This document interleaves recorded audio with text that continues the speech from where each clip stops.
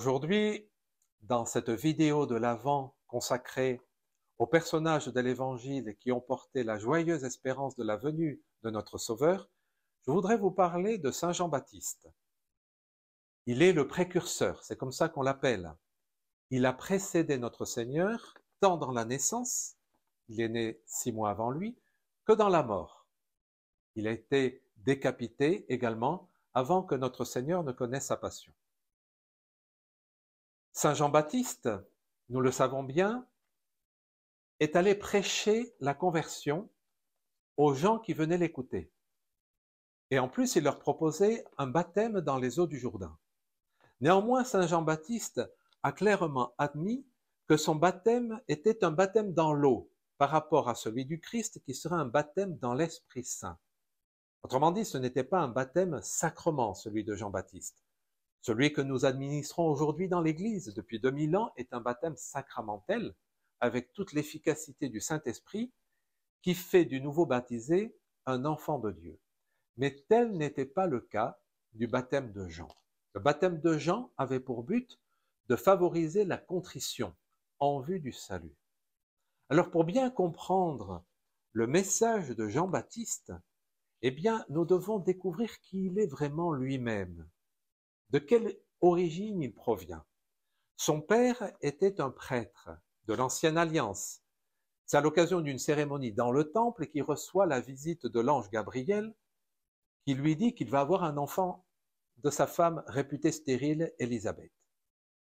La mère, Élisabeth, dit l'Évangile, était descendante d'Aaron, le frère de Moïse. Mais Aaron était le premier prêtre. Dans la tradition biblique, il a reçu l'onction sacerdotale des mains de Moïse à la demande de Dieu. Autrement dit, tant par son père que par sa mère, Jean-Baptiste était lié à des dynasties de prêtres. Alors, quelle était la mission du prêtre dans l'Ancien Testament?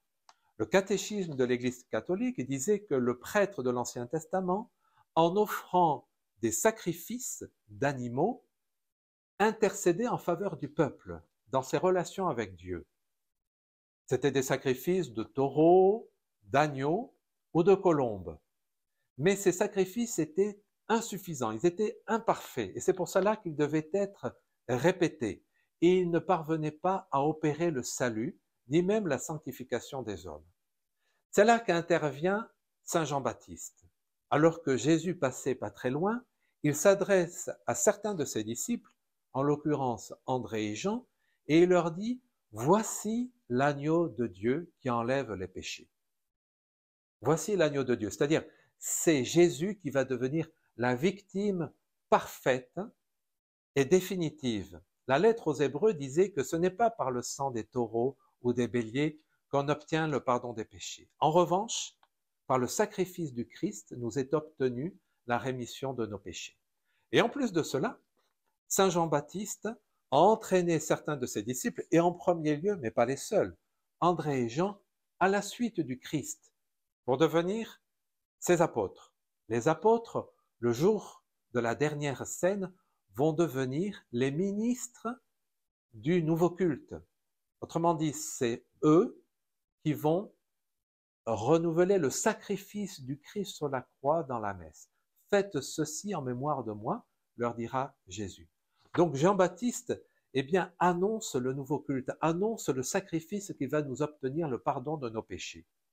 Lorsque nous regardons dans la crèche l'enfant Jésus dans l'étable de Bethléem, nous le voyons déposé sur une mangeoire. Ces détails sont chargés de symboles parce qu'ils préfigurent l'Eucharistie, le pain que nous mangeons pour avoir la vie éternelle. Et donc, demandons à Saint Jean-Baptiste la grâce, par son intercession, la grâce d'une plus grande piété pendant la messe, que nous apprenions à découvrir que le Christ est vraiment la victime parfaite qui nous apporte la vie éternelle. Demandons également, à travers l'intercession de Saint Jean-Baptiste, des vocations sacerdotales, qu'il y ait plus de jeunes qui découvrent leur vocation de prêtre parce que l'Église en a besoin.